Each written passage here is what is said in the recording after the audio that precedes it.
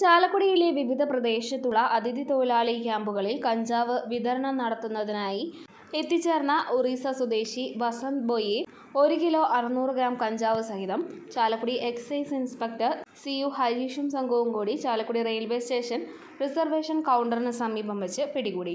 കുറഞ്ഞ വിലയ്ക്ക് ഒറീസയിൽ കഞ്ചാവ് വാങ്ങി ചാലക്കുടിയുടെ വിവിധ പ്രദേശത്തുള്ള അതിഥി തൊഴിലാളി ക്യാമ്പുകളിലേക്ക് 10, 20, 50, 100 ഗ്രാമിൻ്റെ ചെറിയ പൊതികളിലാക്കി വിൽപ്പന നടത്തുന്ന ചെറിയ സംഘങ്ങളെക്കുറിച്ച് രഹസ്യവിവരത്തിൻ്റെ അടിസ്ഥാനത്തിലാണ് ചാലക്കുടി റെയിൽവേ സ്റ്റേഷൻ കേന്ദ്രീകരിച്ച് പ്രത്യേക റെയ്ഡ് സംഘടിപ്പിച്ചത്.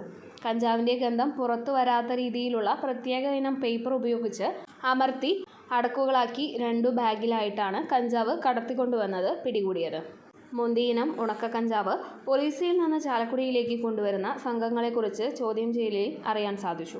Excise intelligence inspector AB Prasad, railway crime intelligence ഉദ്യോഗസ്ഥരായ Pius Mathew, Sijo, Chalakudy excise grade inspector Aneesh Puthillan, assistant excise ഇൻസ്പെക്ടർമാരായ KK രാജു, ഷിജു വർഗീസ്, ശിവൻ NU, വനിതാ civil excise officer KS Kavya എന്നിവർ പിടികൂടിയ സംഘത്തിലുണ്ടായിരുന്നു.